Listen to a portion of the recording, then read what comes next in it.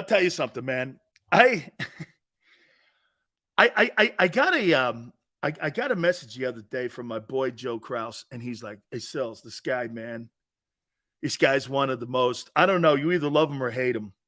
And you know what? We go back and forth on Twitter, and I started doing a little research on him.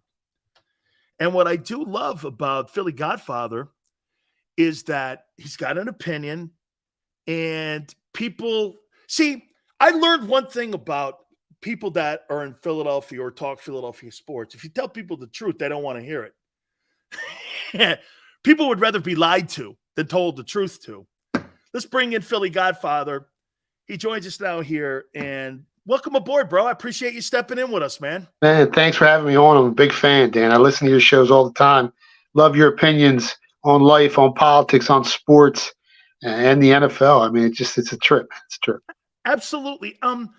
How'd you get into it, Philly? I mean, I know that, you do a lot when it comes to gaming, and who would have thunk it, right? Today in the NFL's now trying to figure out ways to monetize the gambling now, and yet they're telling players that they can't gamble, but the NFL now has fantasy football. But, you give out really great opinions, you give out spreads, this and that. How'd you get involved with all this? It started by accident. I was an 18-year-old kid.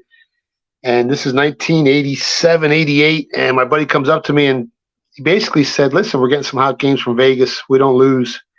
You want to move some money for us?" So I said, "Why not? I'm a kid trying to make some money, trying to earn in the mean streets of Philly." And slowly but surely, we start betting these games. These guys were sharp. They were coming out of Vegas. These were some of the sharpest guys in the world. They had computers back then. I mean, they had information that, wasn't available like it is today online to everybody. So information in the sports betting market is gold. And if you have some information that the sports books don't, and it's not factored into the point spread, you can make a lot of money with it when it comes to injuries, whether it's football, boxing, basketball that the bookmaker doesn't know about, whether if a couple offensive linemen are banged up from the previous week, and even though they're not on the injured reserve list, they're not 100% healthy, and you can bet against that team because, as we all know, the offensive line is probably the most important position on that field when you're trying to score, when you're trying to protect your quarterback, and when you're trying to limit turnovers, because the team that turns over the ball more during a football game loses the game 80% of the time and doesn't cover the spread like 85% of the time. So your offensive line is huge when you're looking to place a wager in the NFL. All right, Godfather, tell me this then. You're not going to like Howard Eskin or Tony Bruno, because I don't know who really defined the stone cold lead pipe lock. I mean, are you kind of a part of that at all? Or is that, because Tony says it was him, Howard says it was him. I'm curious. Are you in that realm too, where stone cold lead pipe locks? No, I'm not a big stone cold lead. I love Tony. Tony's one of my good friends, and he's the originator. He was the first one to come on Philly radio. I'm not a radio guy. I'm a professional sports bettor, and I went on Twitter back in 2009. I started giving out games, and people loved it. And next thing you know, I'm on the radio. I'm doing national TV. I'm doing the biggest shows in the world. It's crazy how the internet just blew me up. And, for years, sports betting was taboo. People thought I was a bookmaker. And that was the farthest thing from what I was. I was betting on sports. I was making an educated guess. We do a lot of research. We read 8 to 10 hours a day, sometimes up to 16 hours a day, depending on the season, to try and gain an edge and try and, make an educated guess on these football games. Do you know why I say you're a better analyst than me or anybody like Boomer Esiason and I believe this? We have opinions. Guys like you and people in Vegas actually put the bags of money up. and okay, that's why Vegas is rarely wrong. There's castles right now on the Strip. It's not because they lose. Okay? These guys are the guys, when you put a line up and you say something about a particular team, in my realm, it's football here, you pretty much, I look at the guys in Vegas and I kind of go down the line what they're thinking, because very rarely do you see Vegas lose, especially in a Super Bowl here. I saw $16 billion was bet on this previous Super Bowl here. That just shows you how big it is.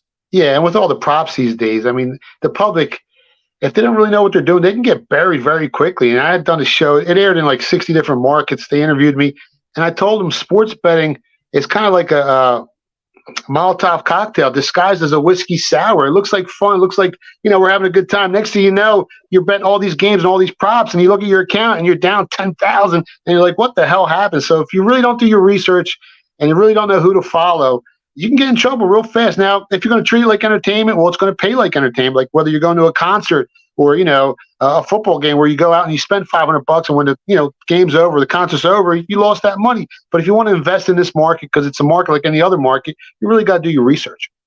Okay, we're going to go here now. Who does the Philly Godfather have his money on for the Super Bowl? Man, last year, before the season started, I told everyone to take the Eagles to win the NFC East, to win the NFC Conference, and to win the Super Bowl. We were getting 30-1 odds on our money. I thought it was a great bet. This year, all of a sudden, everyone that loved me last year hates my guts. I've become the most hated man in Philadelphia. I'm on the Cowboys at 16-1 to win the Super Bowl.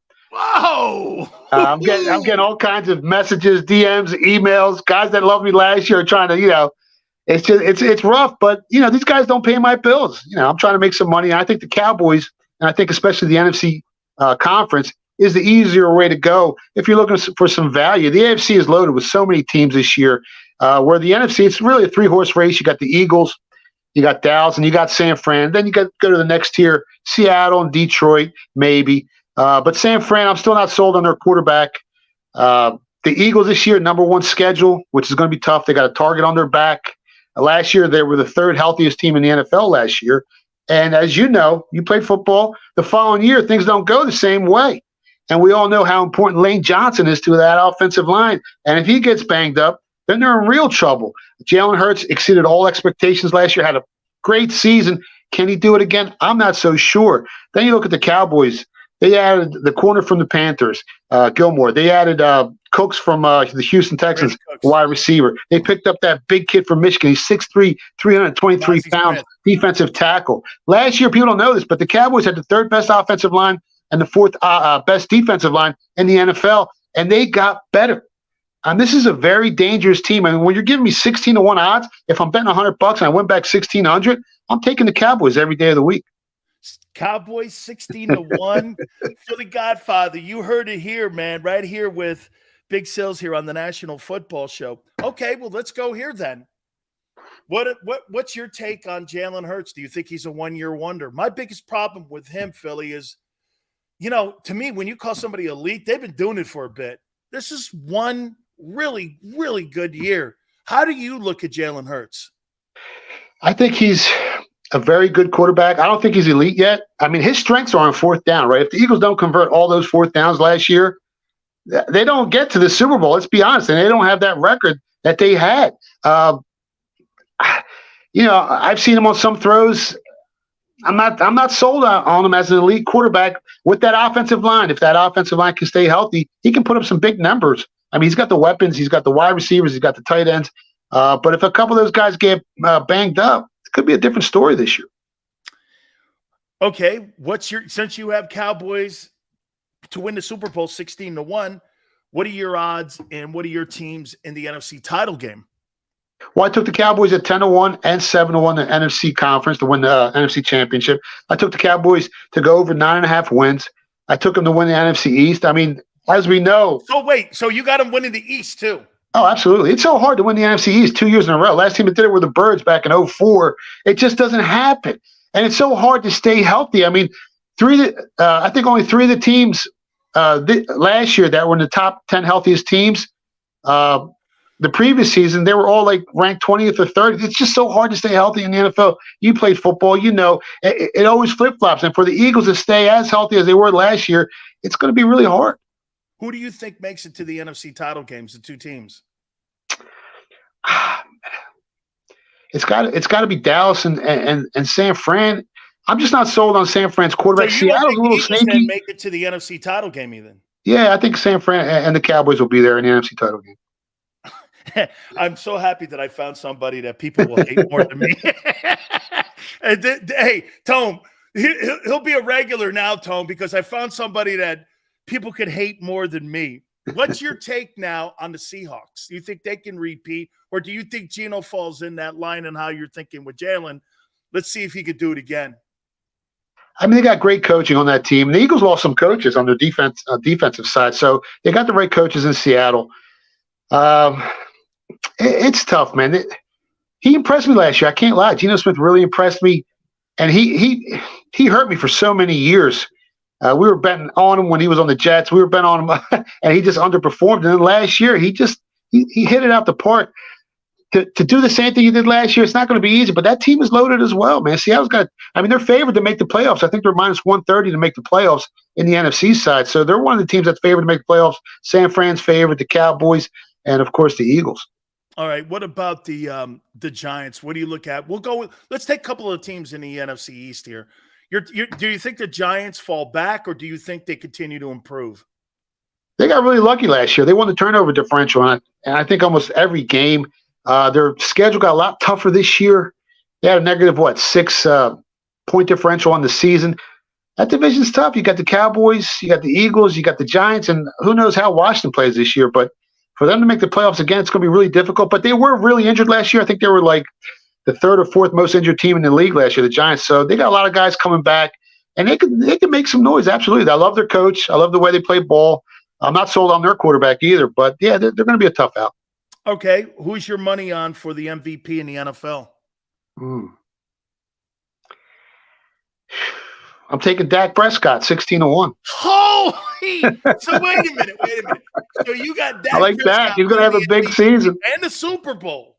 He's going to have a big season. I think he's 16 or 18-1 to win the MVP. A lot of the better quarterbacks have shorter odds. Obviously, Mahomes. You got Aaron Rodgers in the AFC now. Yeah. But you're getting almost 20-1 on a team that could make it to the Super Bowl with the easier road. Dak's going to light it up this year. He's going to be 100% healthy. The guy missed 5 games last year, and the Cowboys won 12 games on the season. He's going to be a tough out. What's your take on Aaron Rodgers and the Jets? I mean, are you buying into the hype, or do you look at that as exactly what it is?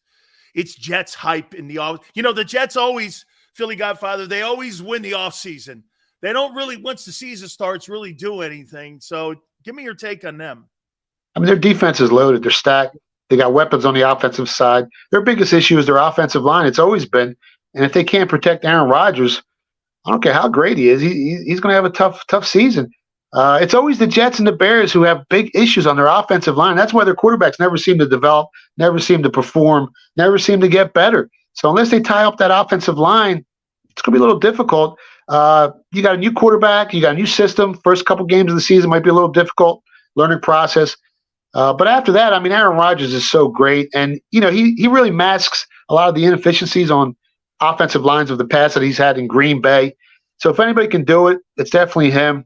I'm excited to watch him play this year, man. Who do you have the Cowboys beating in the Super Bowl? That's tough. That's a tough one. I mean, the Bills are great. The Chiefs are – I mean, Andy Reid's unbelievable. Mahomes he's electrifying. And they stay healthy each and every – I don't know how he does it. The Ravens got a lot better. The Jags. I mean, Peterson and that kid Lawrence showed a lot of resiliency last year in the playoffs when he threw all those picks and came back and they beat the Chargers. I mean, that's a team that gave the Chiefs a tough time. If I haven't picked one yet. If I had to, I'd probably say the Bills. Bills or Jags. Bills or Jags. Hey, do you think Josh Allen's a better quarterback than Jalen Hurts? Yeah, absolutely. Absolutely. You know what? Don't rule out the Bengals either. Joe Burrow is the best quarterback in the NFL. I don't care what anybody says. In my book, he's number one. He's done it with some of the worst offensive lines I've ever seen in the history of the NFL, and he's taken teams to the Super Bowl. They were a minute away from beating the Rams. They should have beat the Chiefs last year. All those crazy calls. Joe Burrow, he's dangerous as well. Watch out for the Bengals, too. 2 last questions for you. Do you think it's tougher to win the AFC than the Super Bowl this year? Yeah, the AFC's. It's loaded. It's loaded. Like you got so many great quarterbacks.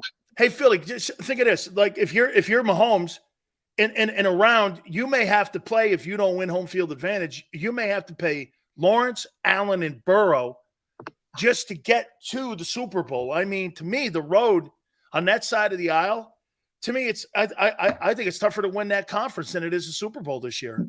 Yeah, and don't forget about Justin Herbert and those Chargers. I mean, I'm not sold on their coach, but that kid can beat anybody. And Miami got a lot better now. Can Tua stay healthy? I mean, when he was healthy, he looked good last year. That team's stacked as well. There's so many good teams in the AFC side. Okay, 16-1, man. Cowboys win the Super Bowl. 16-1. Dak is the MVP. Man, do I have a lot of material. Finally here.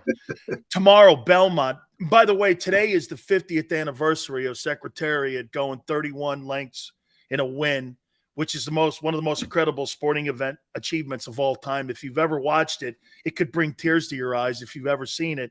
Do you do any of that stuff too when it comes to like horse betting and any of that? But or is this strictly just NFL? I mean, I bet all sports, horse bet. I'm not a horse handicapper, and I don't really know too many guys that have handicapped horses and made any money long term.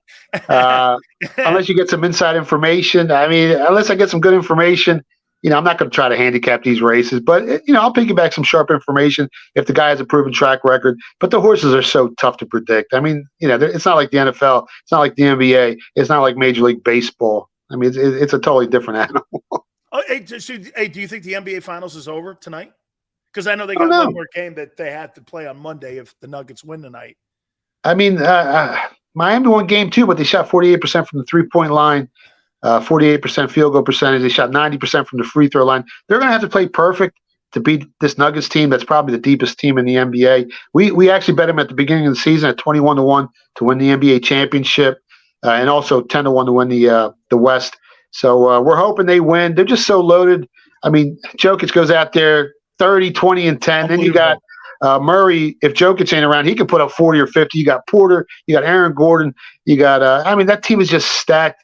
Miami's going to have to play perfect. They can't afford to lose a possession. And Miami does have the best coach in the NBA, I think. But I think it's going to be tough beating this Nuggets team. Me too, man. That guy is I think he wins it. He's already one of the top 10 centers in the history of the sport. Philly Godfather. You'll be on again for sure because now I have some people that hate more. And I'm very excited about this because 16-1 the Cowboys win and 16-1 MVP for Dak. So he thinks he has a bounce back year. And the Cowboys, for the first time since my coach, Jimmy Johnson, ends up going to the Super Bowl and winning it. You got to do this again, brother.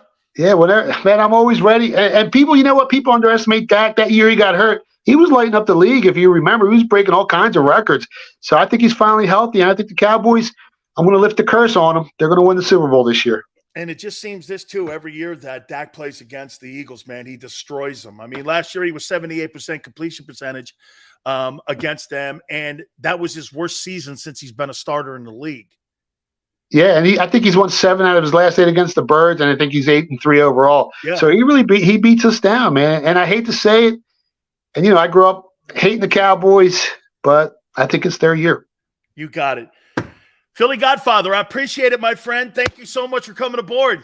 Thanks, man. Thanks for having me on, Dan. You bet. Anytime, man. We'll be doing that again. Please hit the like button. Dak Prescott, I like it. Whoa! MVP! And I just got done talking shit on him. Holy cow. We got to hit on this when we come back out of the timeout. Keep it here on the National Football Show.